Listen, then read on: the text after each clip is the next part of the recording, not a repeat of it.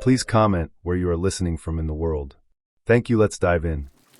I have had several dreams similar to what I am posting. I've been a caver in Florida for about 13 years, since I was about 6, and have been to a lot of caves. Never been afraid before this to go in one. When I was about 7 or 8 years old, I started having this reoccurring dream. I would have it at least twice a year, always the same even though I would realize I was dreaming after the first few iterations. I would fall asleep and dream of being in a cave and going into this little hole in the bottom. Inside I would see a 10 to 15 foot long corridor about 2 to 4 feet high. At the end it would always turn left, and I always saw a bent red stop sign at the end, like someone ripped off the top 2 feet and tossed it in. But I would always follow the corridor. I would turn and walk past the sign despite being scared, despite many times knowing what was there, and the corridor would start descending, quickly opening up into a large vertical chamber with the path leading down in a corkscrew. Everything became blurry at this point, but it was always the same. I saw trash scattered on the walls. I saw the pit leading down to a curved floor. I saw things, undefined, animals or people or something else at the bottom. And I saw my family, each with one of the things, being tortured and killed. Every time. And I could never do anything. After I saw that, I would be stuck for a few seconds until I felt more than saw everything turn and look at me. And I would wake up. Not like a normal dream where you just drift to consciousness or a nightmare where you bolt up in fear, but like something pushed me out. Like I wasn't supposed to be there. So I have this dream multiple times a year until I turn 15. I did tell a friend about the dream before what happens next. My father decided to take us to some caves we never had been before, one of which was Dog Drop. It was likely named so because someone either threw their pet in there or a coyote fell in, and the body was later discovered. Dog Drop had a roughly 30-foot rappel straight down to enter.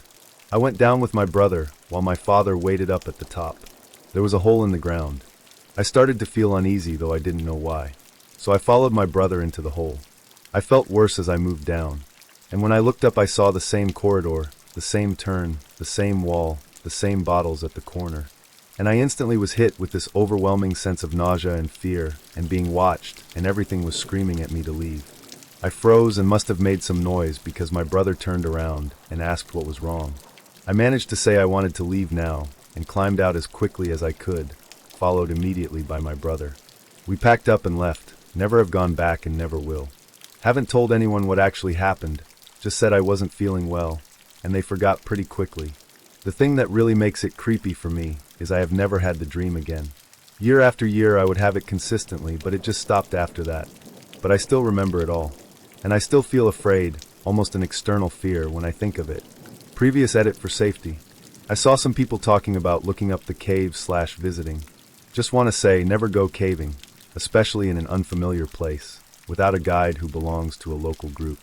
If you belong to another group but have never been in the area, it's best to talk to a local one before leaving.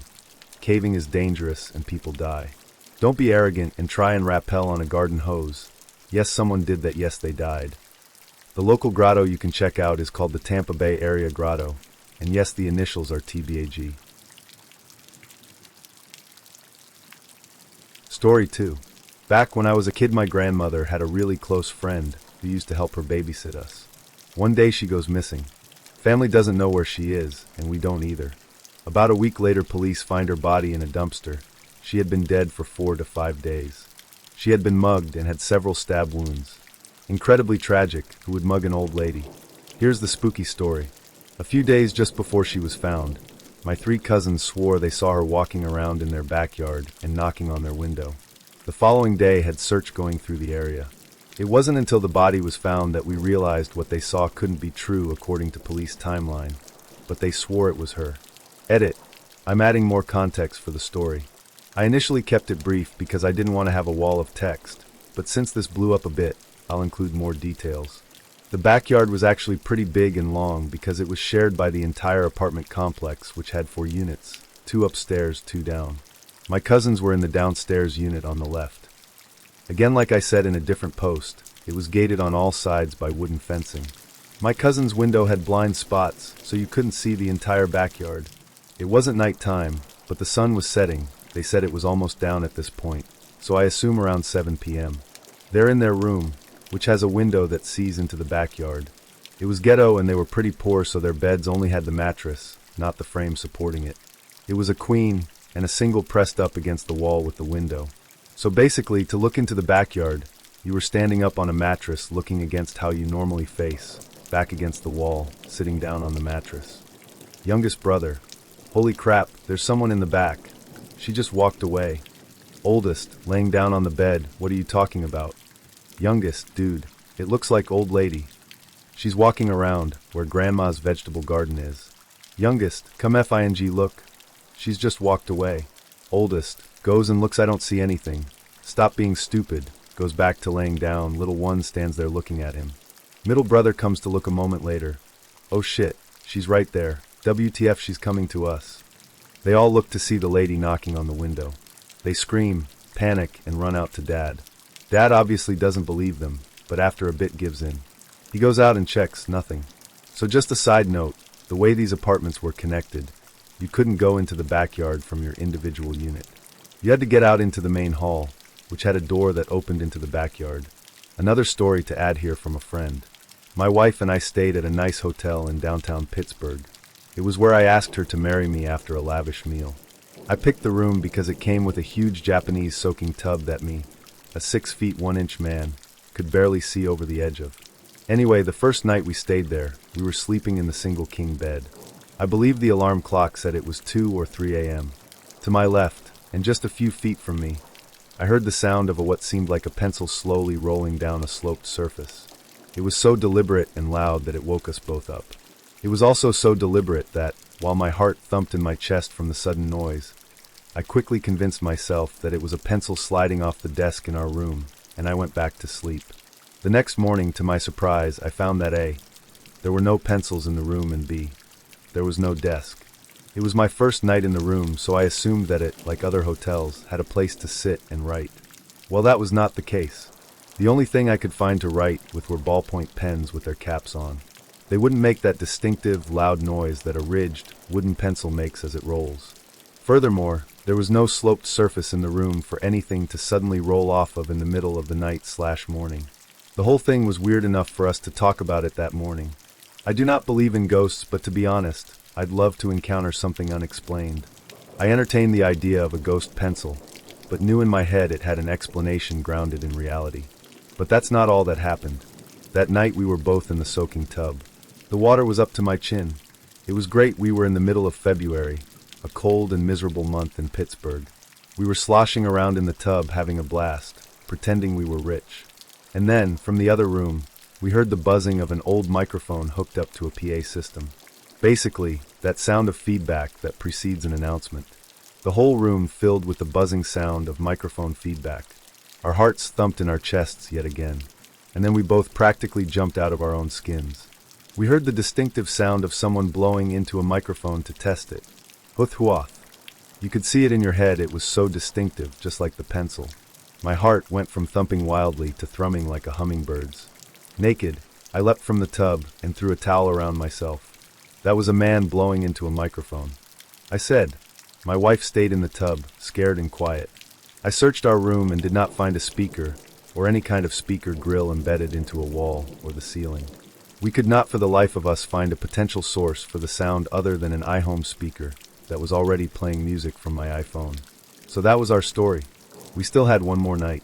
We were exhilarated by our engagement and the ghosts that haunted the hotel. A week later I had the thought to email the hotel. I asked them about their building. Pittsburgh is an old town, and downtown Pittsburgh is a very, very old town. They got back to me and explained, as my jaw dropped, that they used to be an old telephone factory. I don't know why I found meaning in that explanation, or why it made everything click so well. But my thoughts immediately went to the sounds of a factory, the PA system, the drafting table. All relics from another time in that building's life. Story 3. About 5 years and 2 boyfriends ago, I moved into an old farmhouse with my then significant other. He was a hoarder and was embarrassed about the state his house was in after his wife left him. He had an RV and that's where he slept because there was just shit, garbage, clothes, boxes up to your knees in every room of the house. Me, being extremely distressed by clutter, cleaned that house, down to cobwebby corners of the ceiling. It took me weeks, but I Murphy's oiled every inch of wood, filled his truck with over 10 loads of garbage. The very first night I was there, things were weird. At that point, I had only cleared part of the living room. The boyfriend snored unbearably loud, so I opted to sleep inside, on the couch, while he slept out in his camper. I had just had a fight with my mother, and was lying awake around 4 a.m. fuming about it. I heard my boyfriend come in the back door, muttering to himself as usual. He was opening and closing drawers and cabinets in the kitchen. Figured he was searching for something. Finally I got up because hell, I was already awake. Maybe I could help him find whatever it was. The kitchen was 5 feet from where I was, and when I walked in, there was no one there. I looked around and called for him, but he wasn't there. I don't get scared easily, and at this point I was just curious about where he was. I went out the camper and could hear him snoring hard before I even got to the door. I shook him awake and asked him gently what he had needed in the house. He said he hadn't left the camper all night. I thought, he was sleepwalking. When I went back inside, though I noticed it had snowed lightly in the night, and the only tracks leading up to the camper were mine. A couple days later, I moved my 2 cats in. They are super on edge, a lot of growling, acting out of character, especially in the middle of the night. I completely dismissed that as it was a new, unfamiliar place, obviously they were uncomfortable. I had finally gotten the bedroom habitable, and they would not cross the threshold into it. The first night we slept in the bedroom was when I started to fear the house. The bed was up against a window that faced out to the cornfield, and my guy insisted on sleeping on the outside of the bed, leaving me pressed against the window. I got this horrible feeling. Something was right outside the window, and I was frantic to the point of tears. I kept telling him there was something out there, and he said I was being dramatic, which was stupid, because I'm just not. You spend your whole life being logical and calm, and when something weird happens, no one believes you. I slept on the couch. The next day, I noticed a handprint on the top of the bedroom window that I had just cleaned the day prior. I held my hand up to it, and it was thrice the size of my own hand, bigger than any person's handprint I've ever seen. It wasn't just a print, though, it was elongated, as if the hand had dragged down the window. Still could be an explanation, even though I had cleaned that window the day before and would have noticed, except the print was over 9 feet off the ground directly over an open coal cellar. I showed my boyfriend, and he told me something surprising. His ex-wife thought there was something wrong with the house too. She was making dinner one day, and he had gotten home from work. Her back was turned to him, and they had a full conversation. Then she looked out the kitchen window and saw him pull up in his truck. He still blew it off with me, just telling me I was paranoid and such. All this time, I assumed he was right, dismissed my instincts, and went about things normally. Then one morning in the spring I got up to use the bathroom. It was 4:46 in the morning, and I knew the time, because I checked my phone when I got up. The whole bedroom was light from the sunrise, and I quietly climbed back into bed. The house is all wood paneling, and because of my arachnophobia, I had the bed scooted about 5 inches away from the wall where our heads were. I laid down and tucked my arm up under the pillow with my hand over the edge. The second I closed my eyes, an icy cold hand grabbed me by the wrist and yanked down. Hard. I bolted up, and in a state of complete terror, shook my boyfriend awake and asked if he was fucking with me. He wasn't.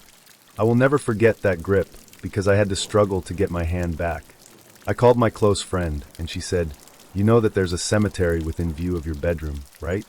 I had forgotten, but being a practical person, it had never occurred to me that there might be a connection. She said, "Let's try something," came over with a sage brush, and we smudged the house. We were both laughing at ourselves as we did it, but the thing is, nothing weird happened after that. Well, except me falling into a hole in the floor. But I blame that on my own clumsiness. The relationship withered, I moved out, but we remain friends. He says nothing strange has happened since I left. Story 4. So to begin, the players in this story are myself, fiancé, fiancé's mom. Time frame, 2013 to 2016. It has obviously been several years since the incident, and I literally have never told anyone in my new life about this. Tonight I have some good wine to drink, and figure I'll let my fingers do the talking. I thought I had met the perfect woman. We met in the last year of college. We met at a party, and hit it off instantly. She was a beautiful blonde with sun-kissed skin, and she could have been a model. Think Kate Upton type figure. She was kind, compassionate, sympathetic, good listener, and had an active life with many friends. She liked my friends, and it was awesome over the 3 years we knew each other and how our friend groups merged. Several of our friends began dating each other. It was some of the best times of my life. I was on for a post-grad in finance, and she had a degree in contractual law. This is just to say we ended up being successful in our own rights. But I'm no slouch in the looks department either. 5 feet 11 inches, 190 pounds, and like the gym. I wasn't a super athlete, but let's just say I was built. But I was very shy, and didn't have a lot of prior relationships prior to meeting her. The first evening we met, we were smitten. First night we talked all night. Then it went to texting/phone calls daily, then dates weekly, then after a year, when I started working my new job, she moved in. I loved her family, and her family loved me.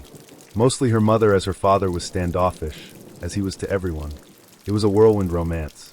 After 2.5 blissful years of overseas vacations, hiking trips and luxury vacations, I proposed to her.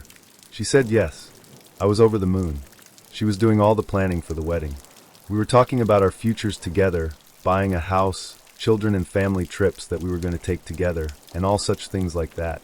Then it happened. One evening after we both get home to our apartment, she is a little distant. I think I noticed it right away, as we were always very affectionate towards each other. This would only happen about once a week for the first month after proposal. Then it was more frequent. I would have been none the wiser, except that I used to listen to a lot of Reddit on YouTube. So, I waited and observed. These bouts of ignoring me would only last a couple of hours, then she would be right back to normal. But after 6 months, wedding in a year, she was like this almost every night. Sex was still great. Relationship with her parents still great.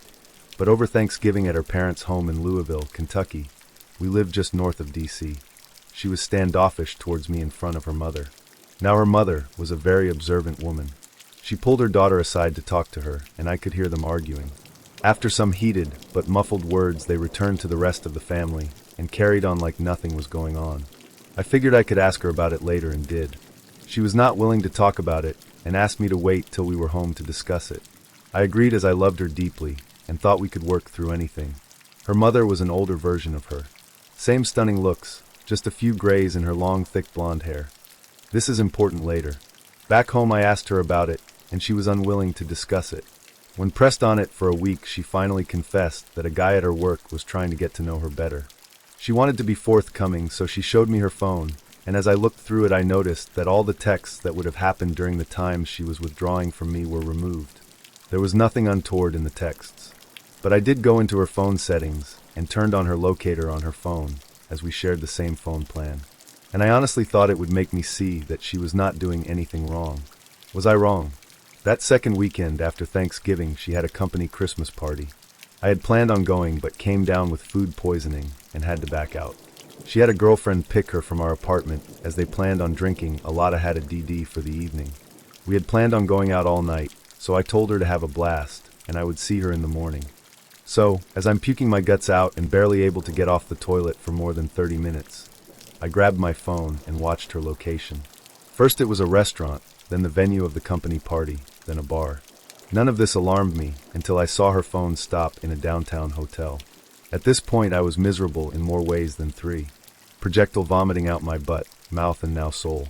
I finally fell asleep, due to sheer exhaustion, at 2 a.m. At 7 a.m. I awoke and saw she was still at the hotel. At noon she finally comes home, and I am on the mend. She loves me up, and I asked her about the previous night without mentioning anything about knowing her locations. She talks about the restaurant, party, the bar, but then says she went to her girlfriend's house to crash for the evening. First lie. For the next 3 months, she has to start working later, and later 3 to 4 days a week. As I start asking her about it, she becomes more and more defensive. I talked to her mom one evening, when fiancé didn't come home until late. I asked her mom about the Thanksgiving conversation, and she admitted to me that she thought her daughter might be stepping out of our relationship because of how she read her body language. She also said that her daughter was being more and more distant with her in their weekly texting conversations. With all this speculation that was going on in my mind, I kept it to myself. 2 weeks later at work I ended up getting a new project at my company that was going to require me to fly to the Midwest Monday through Friday for the next 5 weeks starting in 2 weeks. It came with an increase in salary, and as I broke the news to my fiancée, she was delighted for me. I didn't think, though, that she was excited for the same reasons I was. So, I went online and ordered 4 motion-activated spy cameras for my apartment. I put one in the living room/entry area, one in the kitchen, one in our bedroom, and one looking down our hallway. They were very small and connected to the internet via a hidden network, so they couldn't be spotted on the Wi-Fi network. I secured the cams with a password and waited. On my first week out, she had girlfriends over the first 2 nights and never worked late once. The third night a guy came over. I was enraged. I'm sitting there in my hotel room screaming at the monitor and calling her every name in the book. Then they went all the way, first on the couch, then in our bed. She bent for ways for him that I didn't know were possible. What was the worst was as I am watching them get it on, I call her to see how her day went. She hears her phone ringing and holds her hand up for him to stop giving her anal and answers the call. I ask why she is breathing heavy and said she was at the gym working out. As soon as the call is over, she goes right back to doing the dirty. When I got home Friday evening, I ignored her and went right to bed, and early Saturday got up and went cycling. I was so upset that I didn't even realize that I biked over 50 miles from our apartment. The furthest I had biked before was 30 miles, but that day I went 105.6 miles. Getting back absolutely exhausted, I showered.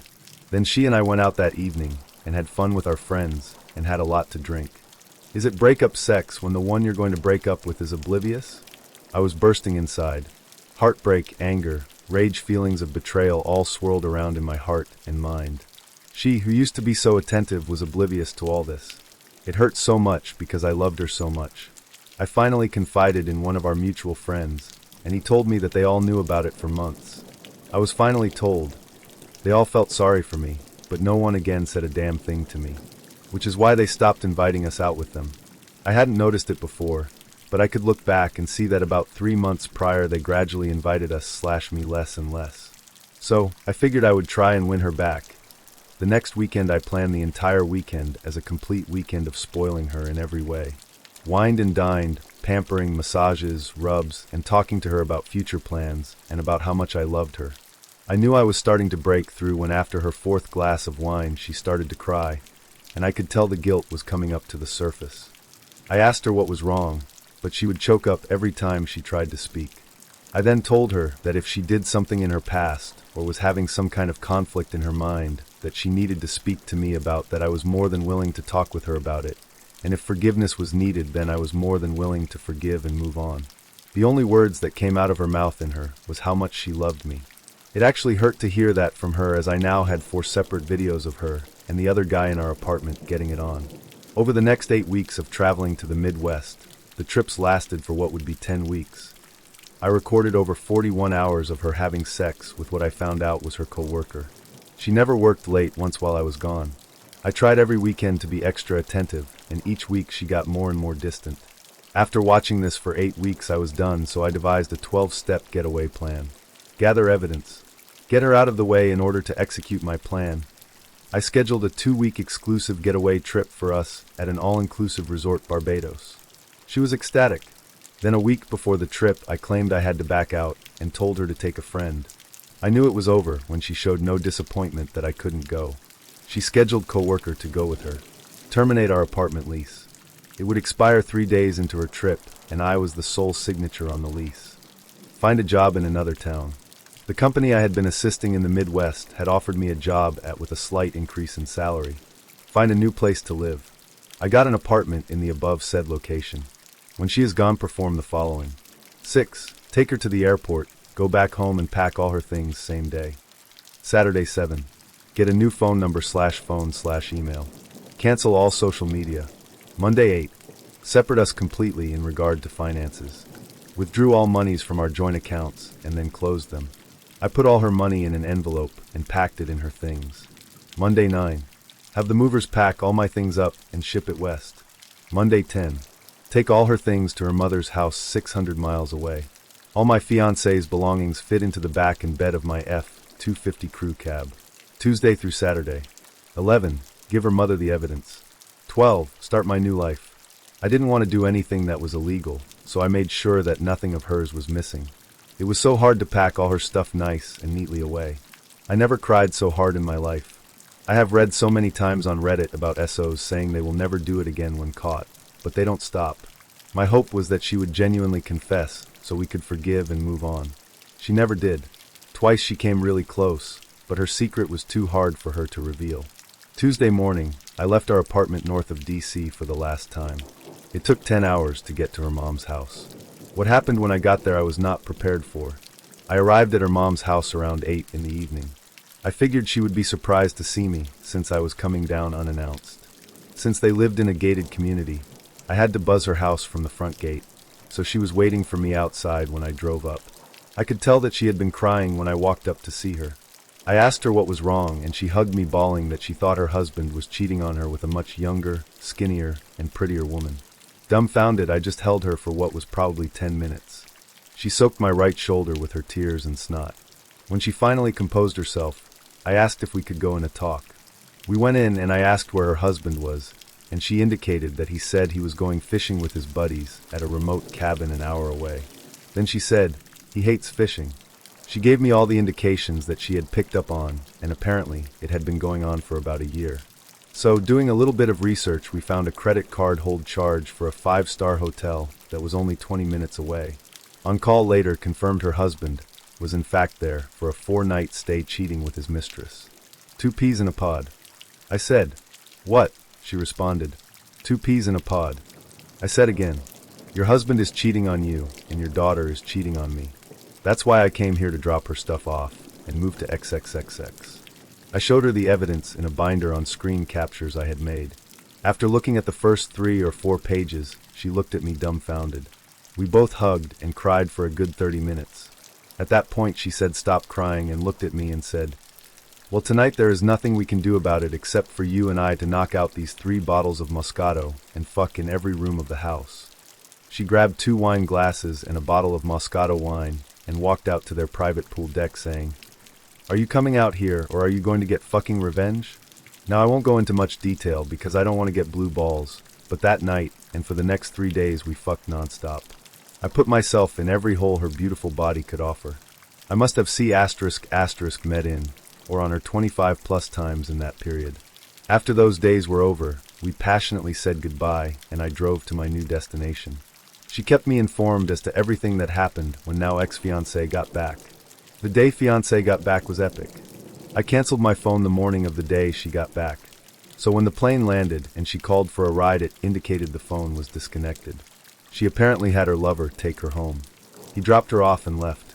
When she came to the door, a strange couple, new tenants, answered the door and she freaked out.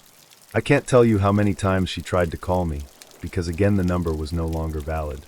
She went to her girlfriend's to stay for a time as co-worker was already married. When she called her mom in a panic, her mom told her that I had come down and dropped off all her things and mentioned that all her monies were down there as well, 600 miles away. Her mom didn't tell her that she had ked me more in 3 days than fiancé, and I had in the last 6 months. But she did tell her that she knew that she was cheating on me, and I said I had found a new job, place to stay, and new career far away from her and all the friends we had, and that her mother was separating from her father due to infidelity. Apparently she cried for days and took a week off of work, but alas she found comfort in the arms of her married lover. Her mom never let her know where I was at. I had completely cut off that part of my life. The only link I had to that old life was fiancé's mom, and she has kept our secret to this day. Fiancé was ghosted the most. Story 5. My high school used to be a giant mansion before it was converted into an orphanage, and then a high school. One section of the school, the 3rd floor, was inaccessible. The staircase which led to the floor was blocked off with wood and painted black to match the chorus room where it was located. In 2003, during the fall school show of Les Mis, they had to remove the wood so they could replace the windows on that 3rd floor. We even ended up using some of the removed windows for our barricade. We had play practice most nights, and if you lived far enough away, usually you would just stay at the school and wait rather than go home, just to come right back up. While waiting for practice to start one night, myself and 3 friends, Ryan, Mike, and Michelle, decided to go up the staircase to check out the 3rd floor. The staircase was rotted and falling apart from years of disuse, so we carefully went up one at a time to find an unremarkable hallway with some even less remarkable rooms off to the sides. All of this lead into a big open area with old, stacked desks and folders full of test papers from like the 80s or something. The 4 of us were a bit disappointed because the rumor was that this section of the school was not converted from the orphanage that occupied the space several decades earlier, and the ghosts of orphans still haunted the place. Since we didn't get spooked, we ended up just digging through the old papers. While Michelle was looking through the papers in a side room with her back to us, Ryan pushed Mike and myself out of the room quietly and into an adjacent room to scare Michelle into thinking we disappeared. Sure enough, she comes bolting out of the room screaming at us, throwing out "fuck you guys," and this isn't funny. We had to muffle our mouths to keep from laughing when all of a sudden, one of the people in the room fucking ruined the whole thing by giggling like a little girl. I turned to Ryan and Mike to see which one of them ruined the joke, but both of their hands were over their mouths and their eyes were wide as dinner plates. This room we were in, hiding behind the door, was small, maybe the side of a small, one-stall bathroom. Maybe that's what it was once upon a time. And somebody in this goddamn tiny room was giggling, and it was none of us. This whole plot played out in probably like 10 seconds between leaving Michelle and hearing the giggle. So we stood there staring at each other waiting for something to happen that explained this. It was like 4 or 5 p.m., and we were the only ones in the chorus classroom the entire day. We would have seen someone go upstairs. We would have heard the stairs creaking as they went up there. Whoever giggled at us from inside that room was up there already. Unfortunately, we didn't get the explanation we needed because a second set of giggles started happening, this time more than one person making them. That was it for Ryan, a big, tough former athlete turned show kid, who screamed the highest pitched scream I've ever seen a guy that size make. It would have been funny if we weren't terrified. He pushed past us, ran screaming out into the hallway, scared the daylights out of Michelle on his way down, and we bolted down the steps. This time, we did not take them one by one, and actual chunks of rotted wood started falling off. We explained what happened to Michelle, and then went somewhere that was not the Krause classroom until play practice started. The maintenance team must have known we were up because we all collectively got a talking to about going up there. Safety concerns with the rotted steps. So of course, people started going up there willy-nilly hoping to see a ghost. There are more stories about that third floor during that year that promptly stopped once they replaced the windows and sealed the room back up. Now the school is closed and empty, so whatever ghosts were having a good time are now free to do so without the living getting in the way. Story 6. I live in an area that has a lot of native history and originally typed it up after another member in the group posted his experiences as a security guard in the same living complex. I never had paranormal experiences until living in this apartment. My dad bought a condo on the ground floor of a large 2-tower condo complex in the mid-2000s and did an absolutely beautiful renovation. After his divorce, he rented it out for several years. He had bad luck over and over with tenants, would not stay more than a couple months, and repeatedly did not pay rent. In fall of 2008, I moved in and rented the second bedroom to a young woman. Visiting my dad when he and my stepmom still lived there, I never spent enough time to really notice anything, nor was my brain attuned to the paranormal. Even after the renovation, the condo had a dark, creepy vibe which I never thought much of and attributed to being on the ground floor with lots of trees and a stream outside. For exactly a year from fall 2008 to 2009, I didn't experience much. I later asked the roommate who lived there, about 3 months, if she had any experiences, and she said she always felt that she was being watched, particularly from the stream. There were 3 seemingly insignificant things that happened during this year that made me for a moment wonder if the apartment was haunted, but I never put much thought into it at the time. The first was the fan. I lived in the master bedroom with a small office area attached, where I kept the cat litter box. There was a ceiling fan in there with the wall switch that let you select off/low/med/high. Every time I would turn it off, it would go on high. Or I'd turn it on medium, and it would go off.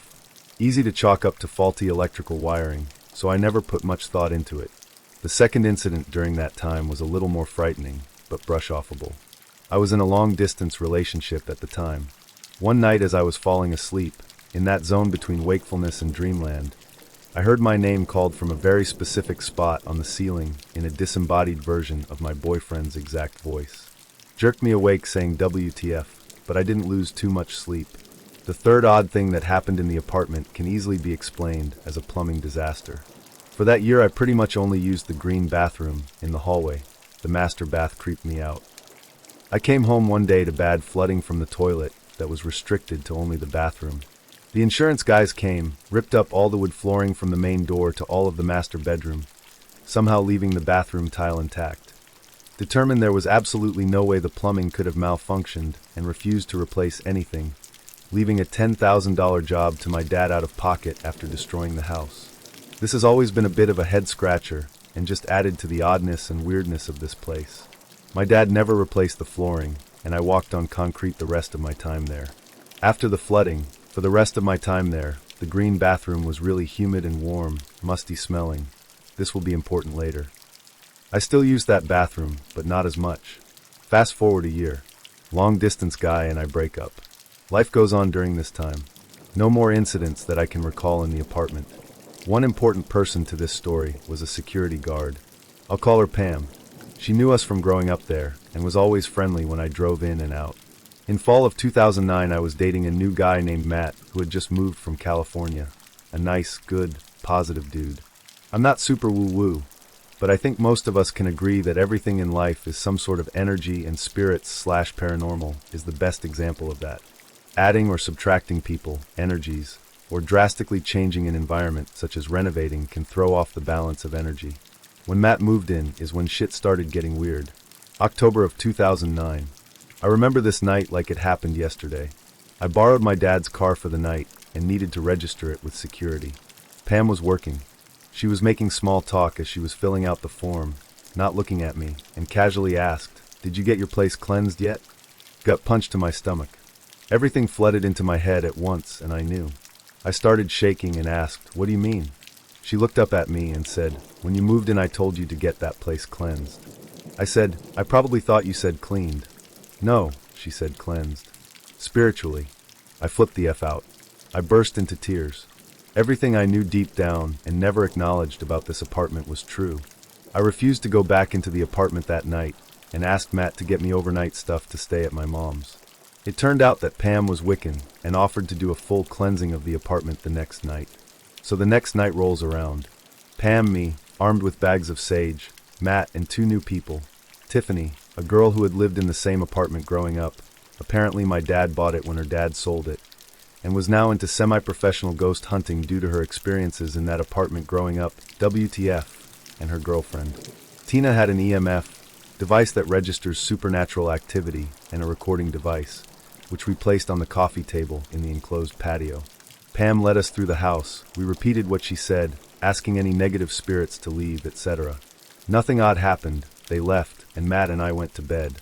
Good to go, right? A few days later, Pam called me. Tiffany caught something on the recording. I met Tiffany in the lobby. She now lived in the other tower in the complex, in a different, less haunted apartment. She played the recorder from the night of the cleansing. You can hear Pam chanting / leading us starting from the kitchen, and us repeating. As we slowly walked through the enclosed patio and past the coffee table with the recorder on it, a woman's voice screams directly into the recorder, "Get out." From here on out is where my timeline starts to shuffle, because it's not really relevant, nor do I remember in what order everything happened unless otherwise noted. Stuff happened on a daily basis. I wish I'd written it all down at the time, but I didn't. We did 8 or 10 cleansings over the year with little change. This is all what I remember off my head. There was a period of about 3 to 4 months where things got so bad that I took my cat and moved to my mom's house. She'd already heard the recordings that I'd borrowed from Tiffany and let me stay. During this time, Tiffany and I set up the recorder on the counter over the washer/dryer to see if we could catch anything while I was away. We did. It's important to note here that I was the only person who had a key. Neither the resident manager or even my dad had a key. I remember this specifically because I had to call a locksmith one day when I locked myself out. Anyway, the recording. A ghost family was living in the house. Sounded like they were possibly from the 40s/50s era. We caught about 8 distinct voices on the recording.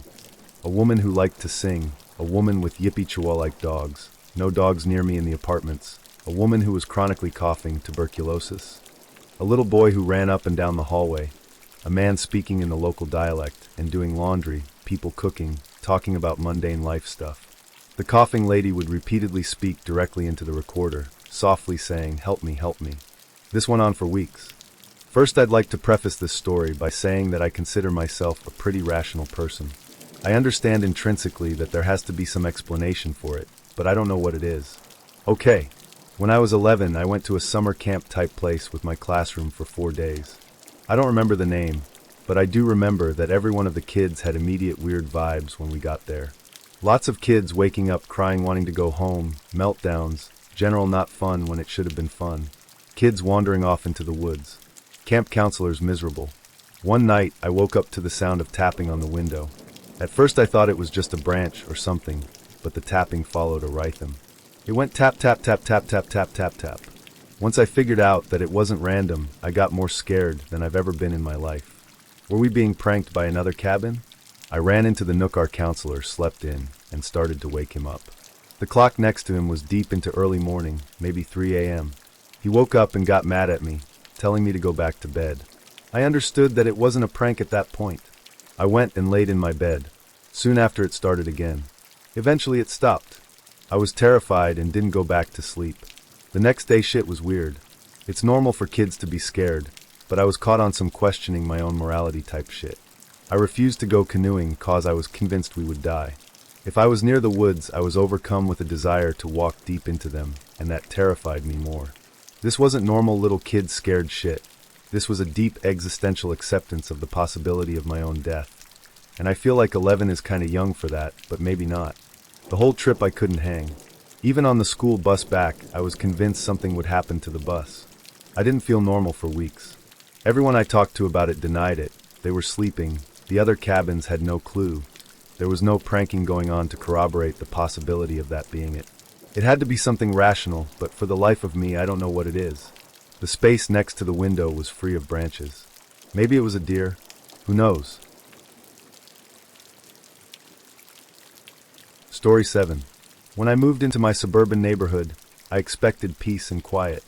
Instead, I walked into a petty dictatorship run by our HOA president, Todd. Todd was the worst kind of leader, the kind who loved power but hated accountability. He enforced ridiculous rules, like fining people $200 for leaving their trash cans out a minute past 9 a.m., but blatantly ignored the rules when it suited him. His own yard was a mess of unpermitted structures, and his fence was taller than allowed by city ordinances. But Todd's true sin? Using the HOA as his personal piggy bank. At first, I tried reasoning with him. My fence was slightly off color because the approved stain wasn't available, and he fined me $500. I explained, provided receipts, and asked for leniency. Todd smirked, said, "Rules are rules," and walked away. That's when I decided I would take him down, not with screaming or public arguments, but methodically, legally, and in a way he'd never recover from. Step 1. Become the inside man. Todd's first mistake was underestimating me. I volunteered for the HOA board under the guise of wanting to get involved in the community. I played the part of the eager, naive newbie perfectly. For 2 years, I attended every meeting, quietly observing how Todd operated. I learned he controlled the board by bullying other members and burying them in paperwork. He'd push through votes when only his allies were present and conveniently lose paperwork submitted by dissenting homeowners. I kept my head down, took detailed notes, and waited. My goal was to outlast his term as president so I could begin making changes. Then I discovered Todd's second mistake. He wasn't just a bully, he was a thief. Step 2. Follow the money. Todd loved to brag about how he kept the HOA's finances in order. But something didn't add up. The annual HOA fees were high, much higher than in similar neighborhoods, but the common areas were falling apart. The pool was closed half the summer due to maintenance issues, and the landscaping looked like it hadn't been touched in months. I started digging. As the HOA treasurer, Todd had access to all the accounts, but he was notoriously cagey about sharing financial details. I asked for the budget during a meeting, and Todd laughed it off, saying, "Don't worry, I've got it under control." I filed a formal request for the financial records, which, under HOA rules, he was required to provide. Weeks went by with no response. That's when I started talking to neighbors. Turns out, I wasn't the only one suspicious. Over a dozen homeowners had requested access to the budget over the years, only to be ignored. One neighbor claimed Todd had used HOA funds to install a new patio at his house, while another swore he'd seen Todd's kids at the community pool during its maintenance closure. Armed with these suspicions, I filed a formal complaint with the HOA board, forcing Todd to provide the records. He stalled, but I wasn't backing down. Step 3. Build the case. When Todd finally handed over the financial documents, they were a mess. Invoices were missing, payments were mislabeled, and some expenses were downright bizarre. A $15,000 landscaping fee paid to a company that didn't exist. Thousands spent on administrative costs, with no explanation. I cross-referenced the HOA's bank statements with public records and found the smoking gun. Todd was funneling money to his personal accounts. Even better, I discovered Todd had been inflating contractor fees, pocketing the difference, and splitting the profits with his buddy, a shady contractor who handled most of the HOA's maintenance. I compiled everything into a detailed report, complete with spreadsheets, photos, and notarized statements from neighbors who had seen Todd's antics firsthand. Step 4. The coup. I waited for the annual HOA meeting, which was typically a snooze fest attended by only a handful of homeowners. But this time, I made sure people showed up. I spent weeks knocking on doors, explaining what Todd had been up to. I didn't share everything, just enough to get people angry and curious. On the night of the meeting, the room was packed. Todd started the meeting like usual, droning on about how difficult it was to manage the HOA and how much he'd sacrificed for the community. That's when I stood up. I calmly asked if he could explain some discrepancies in the budget. Todd laughed nervously and said, "I don't think this is the time or place." I replied, "Actually, Todd, it's the perfect time." I handed out copies of my report to everyone in the room. The mood shifted instantly. People started reading, whispering, and then shouting. Todd tried to regain control, but it was too late. I called for a vote to remove him as president. By the end of the night, Todd was out. Step 5, the final blow. After Todd was removed, we hired an independent auditor to go through the HOA's finances. They confirmed everything. Todd had embezzled over $50,000, mismanaged tens of thousands more, and committed multiple counts of fraud. We reported him to the police and filed a civil lawsuit to recover the stolen funds. But it didn't end there. Todd's shady contractor buddy was also exposed and banned from doing business in the county. Todd had to sell his house to pay restitution and legal fees. His name became a running joke in the neighborhood, and no one would touch him professionally. With Todd gone, we restructured the HOA to prevent another dictator from taking over. We implemented term limits, required multiple board members to approve financial decisions, and created an online portal so all homeowners could access budgets and meeting minutes. The aftermath. Every time I walk past Todd's old house, now owned by a lovely family, I smile. The pool is open, the landscaping is beautiful, and the HOA fees are lower than ever. Todd, meanwhile, moved to a neighboring town where he reportedly tried to join another HOA board, only to be laughed out of the room when someone Googled his name. Story 8. This happened in the summer of 2004 when I was about 14, and is kind of a long story, so forgive me. A little backstory. My family had just bought a brand new house in a very small, just 2 streets, guard-gated community of tract McMansions, located at the bottom of a canyon about 30 minutes north of Los Angeles that is known for its sharply winding roads. People got into accidents on the roads all the time, and it was not incredibly uncommon for me to wake up in the night to the sounds of screeching brakes or the thundering echo of a crash. The house was shaped like a sideways U, with the front door and 2 rooms we called the side rooms taking up the front line, and with the garage extending off the back line of the house, the kitchen/living room area, with a long driveway curving around the side of the house to it. Glass French doors lined a courtyard on the inside of the U, which is where the stairs were located. I promise this is relevant. One night, one of my best friends who lived up the street walked over to our house to hang out with my sisters and I, with his new Ouija board. My mom freaked out and wouldn't let it in the house, because she's very superstitious, so we decided to play with it on our driveway. We talked to a ghost and asked where it had died, and it spelled out the name of the canyon we lived in. We asked how, and it said Car. My friend asked, despite my protests, if the ghost lived on my property, and it said yes. I told myself that it was my friend dicking around, and that ghosts aren't real, and I have some friends who are into paranormal stuff who have since told me that Ouija boards are bullshit. So maybe it was just that I was more perceptive after that, but the shit that happened next was real and scary.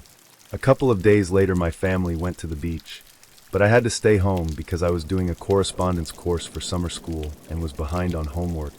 I always felt spooked when I was home alone because the house was so big and echoey, so I decided to do my homework sitting on the stairs because it was the most central and bright place in the house, and I could see most of the rooms through the previously mentioned glass doors.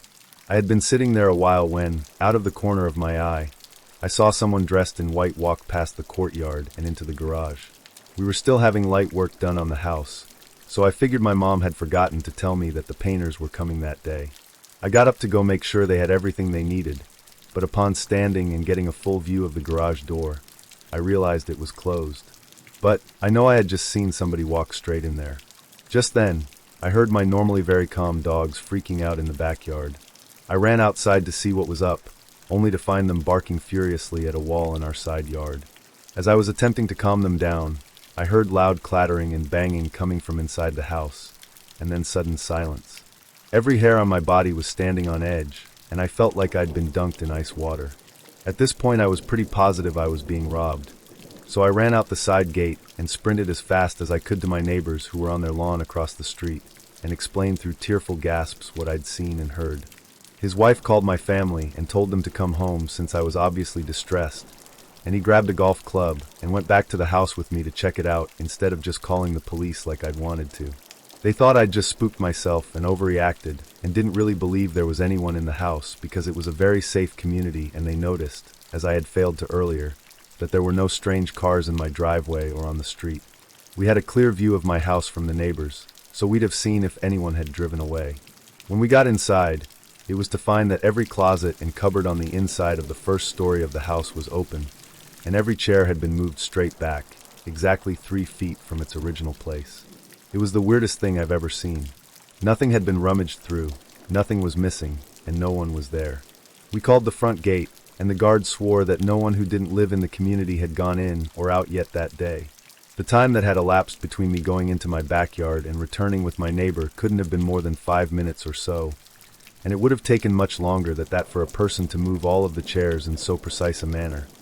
We're talking 8 chairs in the dining room, 6 around the kitchen table, and 4 bar stools at an island in the kitchen, all moved the exact same way and all heavy wood. And we'd have seen them leave even if they had. My parents got home and decided not to bug the police since nothing was missing or damaged, and chalked it up to a neighborhood kid pulling a prank, even though I knew every kid who lived there, and they all swore they hadn't done it, and we'd have seen them if they had. Nothing that big ever occurred again, but smaller things occurred throughout the time we lived there. My sister swears to this day that the medicine cabinet in her bathroom would slam open and closed on its own occasionally. My older brother, a big guy who is not easily scared, would sleep on the couch in one of the front rooms when he was visiting from school. The first few times it happened, he'd wake me up in the middle of the night looking visibly shaken, saying someone was trying to get in the front door, and that the knob was rattling violently. We looked out my window, which was above the front door, but no one was there. He was so freaked out, he begged me to let him sleep in my room. After a while, I'd just wake up in the morning to find him sleeping on my trundle bed sometimes. We both knew why. There was no need to wake me up every time it happened. We moved a few years later and haven't had an experience like that since. A story to add here from another experience from a friend. I work as an assistant in nursing, and as a large male I tend to get what is called the companion cares, which is essentially having someone with a patient 24/7 who might be confused/agitated/aggressive, etc. Anyway, I got a handover of the patient who had gone completely troppo the previous night from some unintended effects of anesthesia. I'll admit, I'm actually pretty good at calming people down, and I believe most of it comes down to just listening to what these people want. For this guy it meant letting him investigate under chairs/beds, etc. for cobwebs that weren't actually there. Later that night, he looks at me as if he'd seen a ghost and said there was something on the wall. It's important to understand at this stage that I had broken through what I call the realization stage. In other words, I had gained his trust enough that I was able to remind him that just about anything he was seeing was effects of the anesthesia. But this time he swore black and blue that there was something crawling up the wall. I decided to prove there was nothing by running my hand along the length of the wall. As I was doing this, I reached a spot in the wall where it felt as though something had crawled along the back of my hand. The hair on my neck instantly stood up, but without freaking out I kept going along the wall and stated, "There's nothing there. Remember, you may still be seeing things." He then asked me to just go back a bit, which I did, eventually reaching the spot again, at which point he yelled, "There, right there. Can't you see it?" Of course, I vehemently denied there was anything there, but secretly cried like a little girl inside. Story 9. Way back in the early 2000s, I began to suspect that my wife was up to something. Our 2 kids were about 4 and 6, still young, but not so young they couldn't tell you something about what had happened in their day. They started talking a lot about staying with my wife's parents during the day, which wasn't really that strange in and of itself. But since they lived about 90 minutes away, doing so 2 or 3 times a week seemed a bit much. That was basically every day she wasn't working at her part-time job. When I asked her about it, she denied it, but was never a good liar. So, I started tracking the mileage on her car, and sure enough, she was driving an extra 400 or so miles per week. I knew some shit was going on. Then one day I sat down at the computer, and she had left a sticky note with her AOL password written on it next to the keyboard. I could not resist and logged in to read her emails, and saw a few email exchanges between her and her college BFF, where they discussed how my wife was regularly fucking one of her ex-BFs from high school. No mention of details about him other than my wife also talking shit about his wife making fun of how she'd gotten fat after having kids. Anyway, I printed out these email exchanges and stashed them. I still needed to know the details, so I called a friend who was a cop, and he suggested I call a guy he knew that had left the force to become a PI. Ron was great. I paid his retainer and gave him the emails and what little I knew about my wife's activities, and he figured out exactly what she was doing. His report detailed with photos and times/dates/locations, all about how she would take the kids to her parents, then go meet this guy for lunch. Then they'd go to a dumpy motel for a few hours, after which she'd pick up the kids and return home. At this point, I hired a divorce lawyer. My parents cheated on each other, and the fallout absolutely fucked mine and my siblings' childhood. It was something that was totally unacceptable. I also asked Ron to find out what he could about this guy. Ron absolutely came through. I learned his name, Bob, that he was married and had 3 kids. I also found out that he worked as a VP of sales for his father-in-law's business. At this point, I had my lawyer draw up the divorce papers. I also asked Ron for a couple more copies of his report, and one more thing I wanted him to do for me. On the same day I had my wife served with the divorce papers at her work, I had Ron meet with this guy's wife and show her everything he'd found out. She seemed nice, and I figured that she deserved to know what her dear hubby was up to. What she did with that information was up to her. While the information about my wife's infidelity didn't really matter in my divorce proceedings, Bob's wife did a real number on him. According to the publicly available court documents from the divorce and other related proceedings, she cleaned out their joint account, took the kids, and left. As soon as her dad found out what he'd done, Bob was fired, and since her parents actually owned the house where Bob and his wife lived, he also got evicted. Their divorce was ugly. Lots of fighting in, and evidently out of court.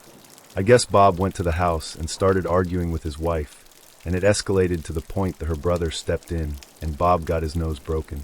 There were restraining orders, a few more incidents with police reports, criminal charges, jail time, and so on. I can't find Bob on the internet anywhere these days. Last I heard, he'd left the state and his ex-wife did okay. She went to work at her dad's company and took over after he retired. As for me, my ex and I got along well enough. I didn't engage with her on anything that wasn't related to the kids, and now that they're both adults, I don't talk to her at all anymore. I don't hate her or anything, but I only care in the context that she is my kids' mom and is important to them, nothing beyond that. Story 10. In 2008, I met this awesome girl in school. Let's call her CR. I was 21 and she was just about to turn 19, and we both knew what love was for the first time in our lives. We were both going to a community college, me for theater design and her for education. We lived about half an hour apart. Come to think of it, that slight distance was actually pretty nice because being home at least forced us to focus on homework and taking care of ourselves, and visiting each other at home was that much more special. CR graduated with her associates in 2009 and moved away to a state school to finish up her degree in early childhood special education. Like before, the distance was not a concern because it was a short train ride away, and I'd spend 1 or 2 weekends a month down there with her. I proposed to her on Valentine's Day, 2010. School wasn't really my thing, and I ended up enlisting in the USAF that following May and got moved halfway across the country to a place neither of us had ever imagined visiting. However, like before, we wouldn't let distance get in our way. Now it should be noted that her mom did not like me. I still don't know why, but she was always the loudest, rudest, most annoying and disrespectful kintbag I've ever met. She was from the city, and she married into a family of farmers that owned the land since the 1870s, so that may explain part of her malice. From here on, evil bitch is EB. Another thing to know is that I have a great memory, and this will be important later on in the story. Anyway, back to the military. I had a 2-week break between my training and leaving for my first and only duty station, which just happened to be over Christmas and New Year's. Even though we were engaged, we hadn't really put any consideration into actually getting married. She wanted something small with her family and cousins, and I was completely okay with going to a courthouse and getting it over with. I don't want to sound like I was trying to pressure her into that, but the way I saw it, I would be living in barracks in a few weeks, and being married would get me a full monthly housing allowance, which I would save to have a wedding ceremony when we had time in another year or two. Basically, get married now, don't tell anyone, because they would all get hella upset for not being involved, and have a fake wedding ceremony that would include both of our families and friends. It turns out that because I was living in barracks, I wasn't allowed to collect the housing allowance, and when 6 months later, they realized I was actually married, kicked me out, and made me get a house on base. Either way, we didn't get married when I was home on leave and took an Amtrak train out west. I highly recommend traveling cross-country by train if you have the time. The first time we were able to see each other after that was during her spring break, which was the first part of March. CR and I finally eloped in a courthouse and spent the next few days glued to each other penis in vagina style, like every young married couple should. I flew back home for a couple weeks in June, and this is when things started to unravel. Easter Seals, for those who don't know, runs summer camps for special needs kids, and my new wife volunteered to be a counselor for the last 7 weeks of the summer. The last time I saw her that summer was just after her June birthday, when I dropped her off at camp. The rest of the summer was hit or miss getting in touch with her since she was on the clock 24 hours a day for 5 days a week, and I completely understood her commitment to those kids. When she was back in school the following fall, she became increasingly distant, making excuses about how her phone would be randomly dead at oddly predictable times every week. She flew out to spend Christmas with me in our new house, technically a shitty, mostly empty duplex, and things felt amazing like they had been. After that, however, she went back to being super reclusive like she was the previous semester. Fast forward to May 2012. I took a whole month of leave to fly home for her graduation and to help move her in with me. I barely recognized her. Every bit of CR's communication with me was forced and so phony that I should have known what was really happening all along. She had set up what she called mock interviews with a couple grade schools near her hometown, and I actually believed that she was doing it just to get experience interviewing. What an idiot. When I finally started to catch on to how serious she was about getting a job in our home state, she broke down crying and made it seem like I was forcing her to choose between me and her career, and of course I wanted to put our marriage before anything else. Obviously, I returned to base without her.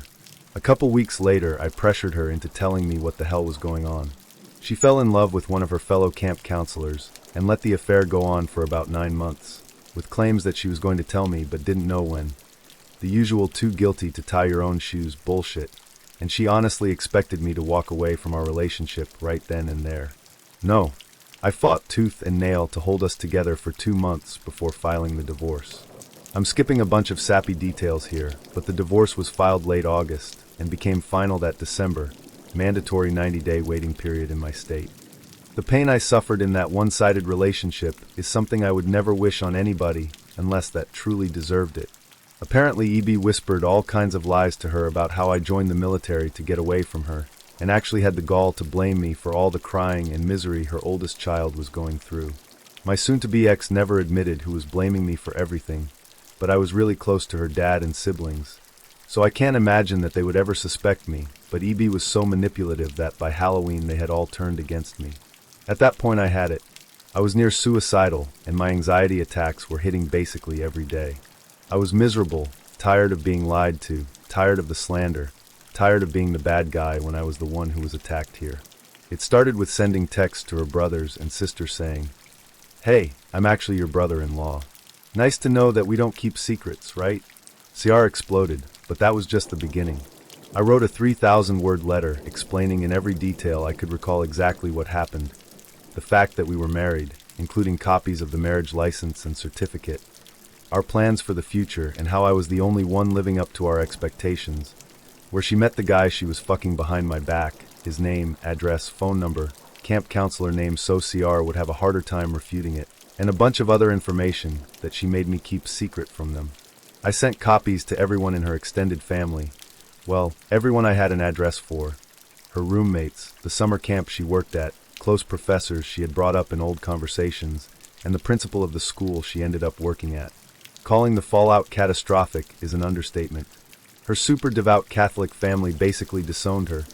Her reputation at her former school was shattered, and the tension at her new job was apparently high enough that CR was forced to resign from her position before Christmas break started. Getting those secrets off my chest was the most cathartic moment of my life. Story 11. As far as supernatural spooky goes, my experiences have been pretty tame. Like one time I saw a shadow person watching me through a crack in my door, and thinking it was my brother I said, "Ugh, really?" Swung the door open, and realized no one was there, and that I was home alone. My mom has all the best spooky stories, though, so I'll share one from the time we moved into this beautiful house. I was like 8, I think. Anyways, it was on a street of old mansions that had been there for years. I remember one house on our street was covered in gargoyle statues, and another house, I assume maybe artists lived there, had life-sized ceramic cow statues painted in like pink and orange argyle and paisley designs. They were gaudy but beautiful houses regardless. I never saw anyone come in or leave any of those houses, and same went for ours until we moved in. When we were being shown the house, the homeowner had his 4-year-old son with him, and I remember as we were about to leave after the tour, the kids started screaming, and when we all ran to him, he was in the bathroom staring at a wall and screaming, so like red flag number 1, though we just chalked it up to him being a weird kid, lol. Anyways, eventually we move in, and for some reason we keep getting locked out of the house, like the key won't work, so we call a locksmith, who is this old Chinese man, and apparently he tells my mom that the ghost of the house doesn't know us or like us yet, and that's why we keep getting locked out. Eventually we get settled, but after a year we move out because towards the winter time we got a horrible mouse infestation and had to throw out half our shit. It was only once we moved out that my mom told us, my siblings and I, that it was haunted AF, and these are the things she found out / had happened to her at the house. Cops came to the house one night because there were reports of a raging party going on, and neighbors were complaining except there was no party. My mom was home doing work, and my sibs and I were sleeping.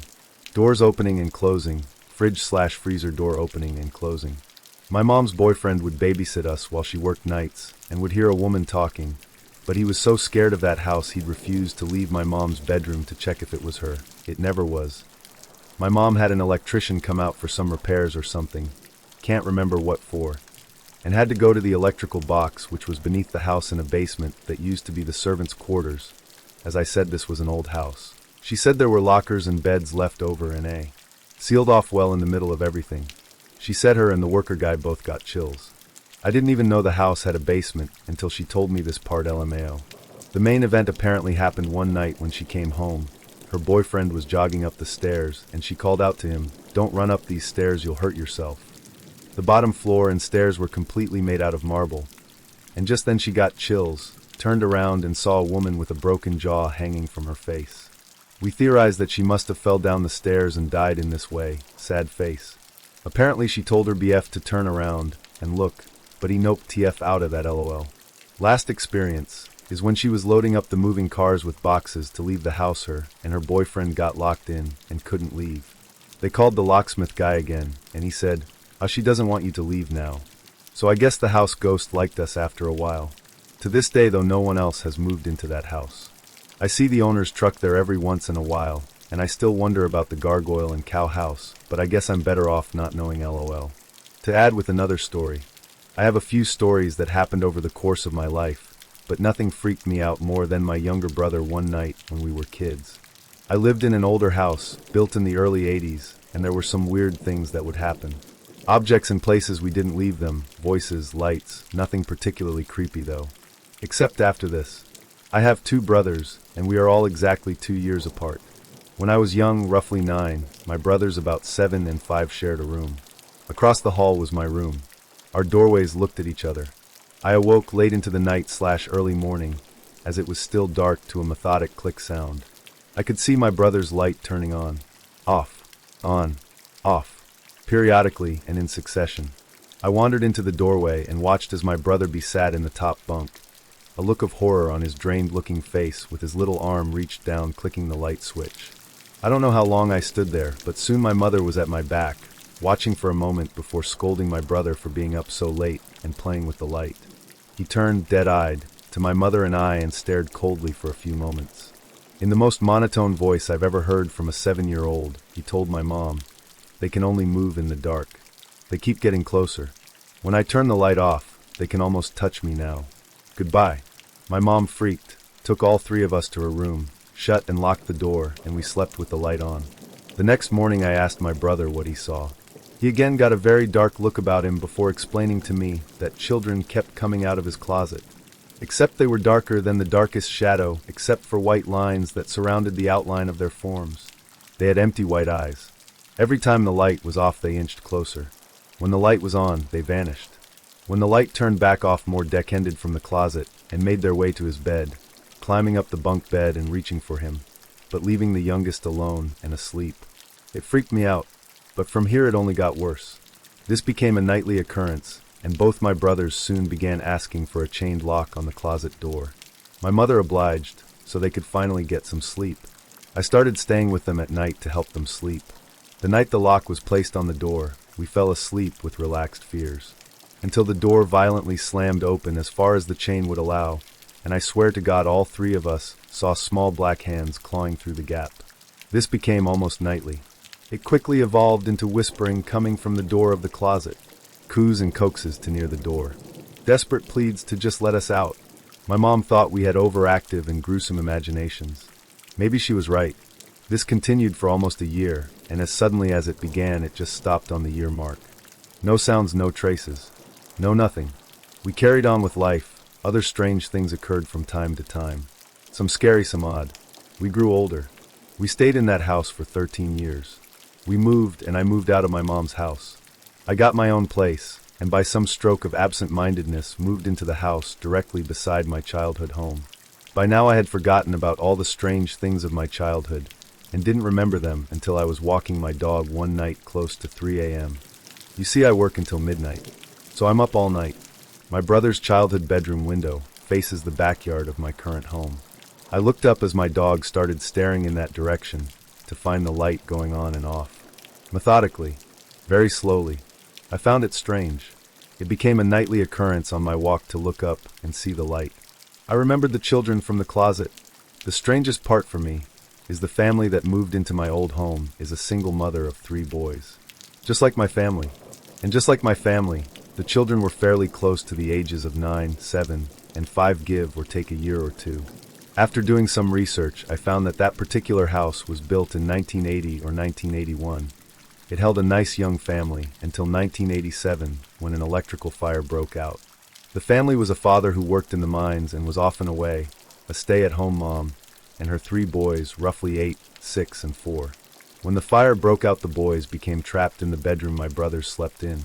The boys of the original family died of smoke inhalation. Only 2 of the 3 bodies were recovered. The mother made it out of alive and later took her own life. The house laid in ruin for 2 years and was rebuilt in 1989 to 1990.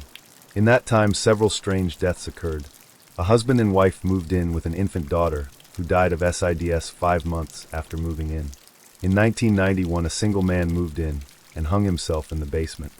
In 1993 or 1990, for a large family of 6 containing a mother, father, 3 boys, and a daughter moved in. The daughter slit her wrists in the bathtub and died of blood loss. A year later, the oldest son shot himself in the basement. The house remained empty until 1997, when a widow and her daughter moved in. No incidents were recorded, and the family moved out in 1999, the year my brother was born. Families were in and out without incident until 2004, when my family moved in. We moved out in 2012. Story 12. A few years ago, I was looking for a BotCon exclusive shattered glass rod IMUS.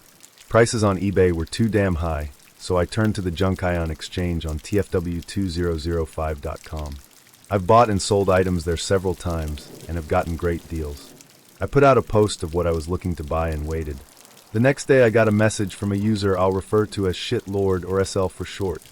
SL said he had a shattered glass rod IMUS. and said he would sell for $200. That was at least half of what they went for on eBay at the time, so I accepted and sent the money via PayPal as a gift. Some of the balance was paid via my PayPal balance and the majority off my credit card. $50 from PayPal and $150 from credit card. This detail is important later. In short, SL lied. He never had the figure I wanted and scammed me out of $200. I went to the TFW 2005 forums calling this guy out and asked for help from the mods over there. After doing so, I called PayPal. Sadly, since the payment was sent as a gift, there was nothing they could do to refund me. However, the rep told me since about $150 was paid from my credit card, I can file a claim with them. He told me what department to call, who to talk to, and what sort of claim to file. Awesome. He also put a note on Shitlord's account to be investigated. After calling my credit card company, someone on TFW 2005 emailed me, saying they knew this seller IRL, and gave me his contact details. Normally, I don't support doxing someone, but he's a thief. Fuck him. I called SL and left a voicemail and text. He later called me and tried to play dumb.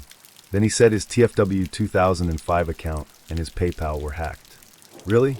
What a coincidence. I told him he should refund my money, or I would call his local police and have them sort this out. He caved after that and gave me a sob story how he needed the money to buy his daughter a Christmas gift. I didn't buy the story and threatened legal action. He had to have his girlfriend send my money back through her PayPal account, since his ended up getting locked due to all this nonsense. So I got my PayPal balance of $50 from him, and my bank credited me $150. So I got my $200 back. Here's the kicker, I never told him I filed a claim against him with my credit card company. Keep in mind, he only sent me back $50 for PayPal. My credit card company refunded me the $150, $200 total. So that meant they had his info too, and they would come after him to recoup their costs. A week later my bank called me and told me this seller was claiming I breached PayPal's terms of service and blah blah blah. I called the guy again and told him if he lied again, I would call the cops. An hour later, my bank said everything was resolved and to have a nice day. Another scam story I have come across to add here.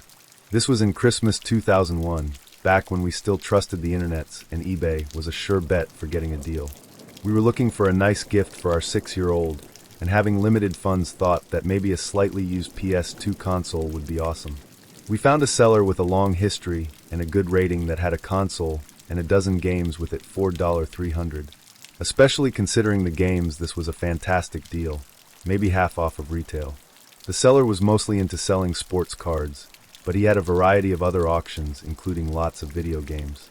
It would be our whole Christmas budget for him, but was too good to pass up. So we won the auction and sent payment. The seller replied with a variety of emails saying congrats, and he'll send it at the end of the week as he was out of town. A week goes by and we hear nothing. We emailed, and he gave some excuse and asked for another day. We emailed again, and he said he mailed it, but didn't have the tracking number, yada yada yada. As it became clear that we had been scammed, we were pretty distraught, as that was our Christmas savings for our boy. My wife wouldn't let it go, and has always been quite good at internet sleuthing, so she started looking through his eBay history, and noted that while he had been a solid A++++++ seller for years, many poor reviews started flooding in. Many people eventually got the product or a refund, but it was taking longer and longer to resolve. She also looked through Yahoo Auctions, that was a thing then, and found a seller with a different name with the same items up for sale. Using that username, she was able to find an online dating profile that used the exact same username, had his picture, email address, and actual address $! This had gone on for a few weeks, and the emails continued back and forth with promises of eventual refunds and lies about lost shipments. And also she looked up the local police department in the city, and they actually had an online fraud department. She told him the story, and he said that they had received numerous complaints about a scammer, that others had tracked items to the city, but we were the first with an address. He drove to his house, and he was fucking there with a garage full of sports cards and shit. He basically got behind and started kind of an eBay Ponzi scheme, where he would get money from new auctions to pay back old auctions while taking cash out and getting further and further behind. It was crazy stupid. I think he owed about $10,000 to dozens of people. He ended up getting arrested and was forced to have wages garnished to pay back people and got community service. We got our money back, but it took a few months. Story 13. Once upon a time, I, almost 49 female, had an extremely close friend, Mindy. Hell, she was not just my friend, she was like a sister. We met in grade school. She pursued my friendship, always tried to sit next to me, always wanting to talk. Over the years, we would spend lots of time at each other's houses, but by the time we were 19, my house was our meeting place because she had extremely bad family trouble. My parents kind of informally took her in because they sympathized with her situation. I always tried to make her feel like she belonged and avoided luxurious stuff if she could not afford it, expensive shows, nice clothes she might like but could not wear. Other times, I just gave her some stuff from my closet. She was nice, outspoken, and made me feel like I had the most loyal friend on the planet. The years go by. I'm fresh out of college and got a nice job. Mindy's life has improved. She had her own place, a 9-to-5 very reliable job. By then, we had a group of friends, all young professionals trying to make our way. I remember that time in my life as bittersweet. We would often reminisce of our college days, and because this happened in the 90s, there were no social networks, no texting. If you wanted to get in touch, you had to exchange phone numbers or emails. Now it's fairly easier. So exchanging old stories glued us together as we wondered how things worked out for friends we may never see again.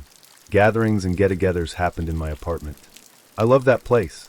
It was spacious, still half empty, because I was careful not to throw too much money into decoration.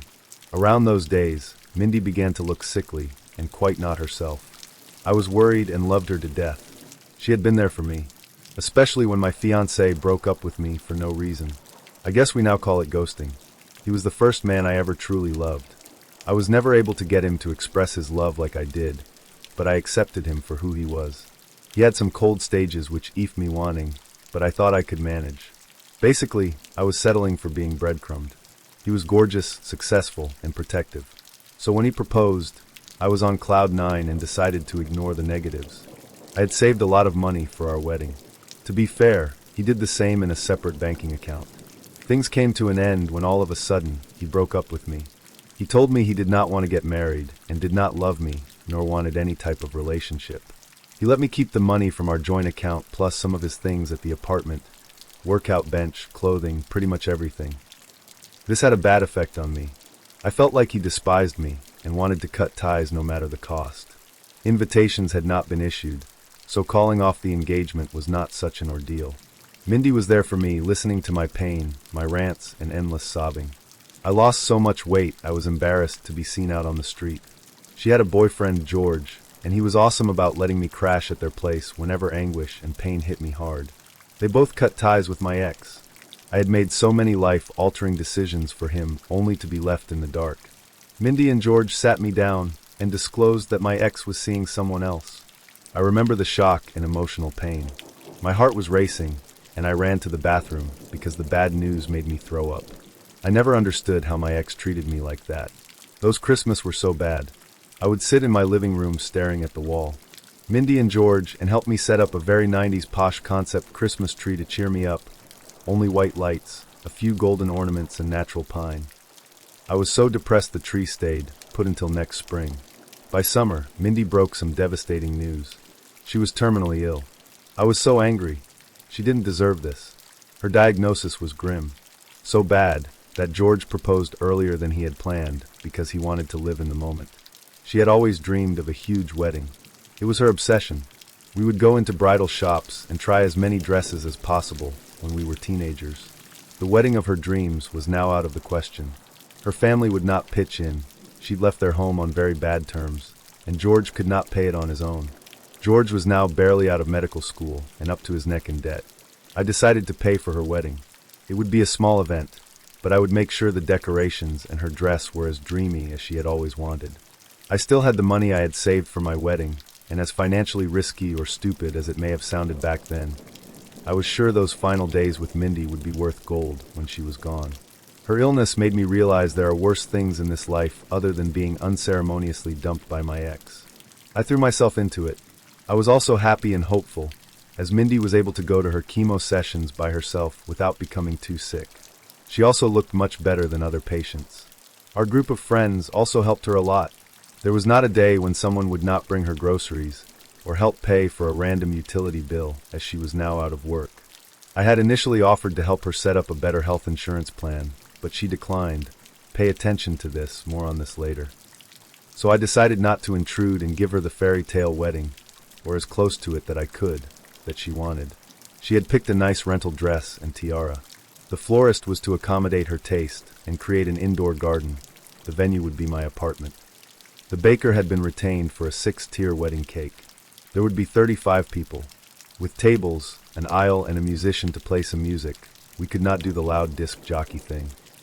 Now back to the insurance issue. My first job was as a junior sales executive for a health insurance company. There was a legal dispute against another insurer, and I was called in by the court to be a witness.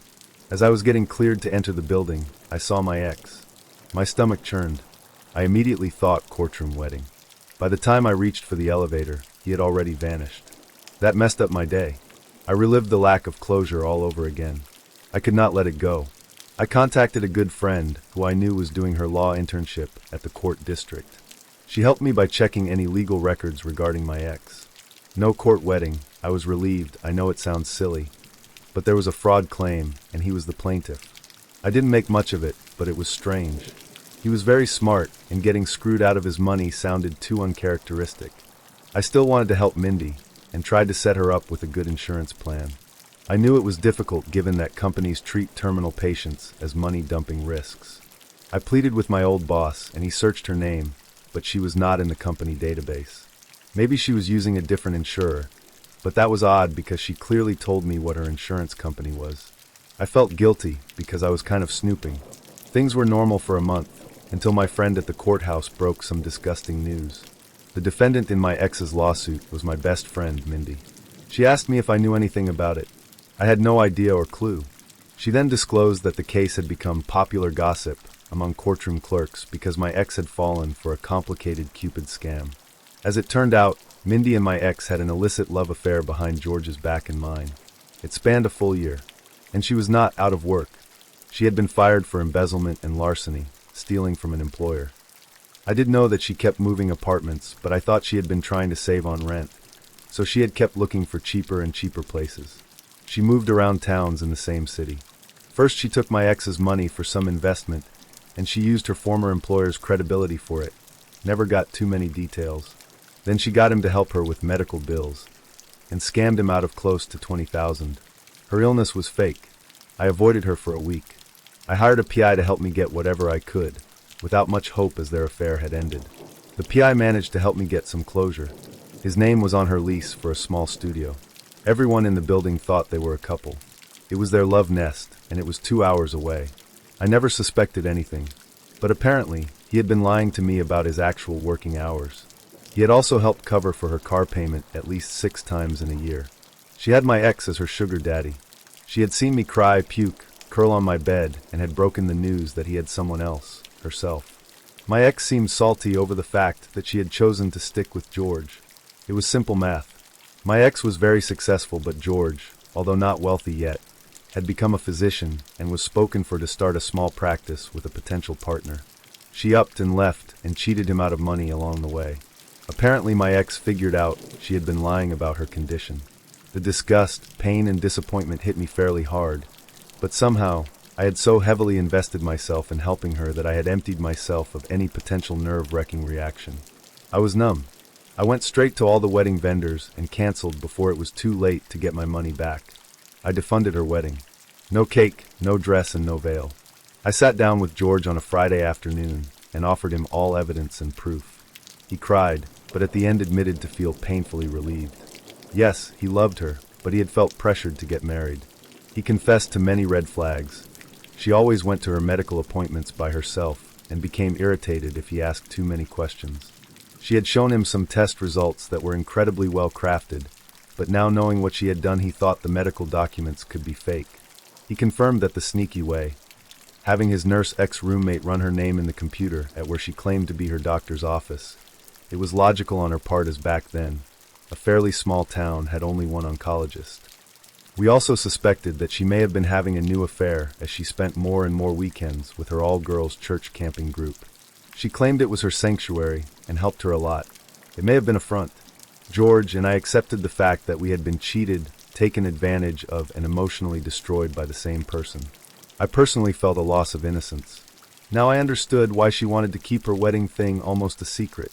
It may have been possible that making it public may have blown her cover, one way or the other. George and I decided to do what was right. I paid for a video tribute to my loyal friend and decided to send it to the local news as the heartwarming story of love and healing. It featured her and George's apartment compound on purpose so that everyone wanting to serve her court papers could find her. I did not want to see her, and I made up excuses, but George had a hard time feigning happiness once she had returned from her camping trip. It was an agonizing week. The news weren't showing our positive note yet, and we were sick with the waiting. It all blew up on Tuesday morning. The news channel enthusiastically showcased our story with a collage and lots of information about her, and how she was about to get married and had almost already beaten cancer. Dozens of ill-spoken haters popped from out of nowhere. As it turns out, this had been her second illness story. I never knew someone so close to me could lead such a scummy double life. My ex went straight to the channel and was interviewed. Oh man, it was pathetic. He poured his heart out about how crazy in love he had been and how she had only used him. I think by then he did not care if all our friends and families found out what he had done. George confronted her with all the information. She denied it, then said it was a lapse of bad judgment. She moved out without too much drama. It took George over a decade to forgive himself for allowing someone to make him look so stupid as a person and as a physician. She left me some voicemails with lots of excuses. I picked the phone only once and told her I had defunded and pulverized her wedding and that it was me who told George what was going on. I used a leveled voice to tell her to never call me again unless she wanted to find out how far I would go to see her pay for her unlawful actions. I cried immediately after I hung up. It was so surreal. George and I slowly found normality. But it took some time. He dated a couple of girls here and there, but was not ready. I myself became shut down. She avoided jail I don't know how. Even when our mutual friends filed petty claims for all the money they invested buying her stuff, while she carried on her false pretenses. Eventually, I used the wedding money to partner with George, and we opened a small clinic. Best decision ever. Over the years, George and I became best friends and grew closer. We got married some years ago, and are proud parents to a happy family. Story 14. Jim, as I will be calling him for this story, is a regular customer at the pet store I work at. He's one of those people who smells awful and talks to you about 4 inches away from your face, and is just overall socially inept. Now, when I say he is a regular customer, I mean he is in our store practically every day. Sounds like he's good for business, right? Nope. Jim has a 55-gallon tank at home. He is in our store constantly buying new fish for this tank, because they all keep dying at his house. Oh, I should probably explain our policy real quick. Our store has a guarantee that if fish die so many days after purchasing them, the customer gets a free replacement fish provided they have a receipt and bring a sample of water to prove that they have a clean tank. Typically, we don't really enforce the water sample part of the policy, because if we're busy, it just takes too long to test their water for ammonia, nitrites, nitrates, pH, salt levels, etc.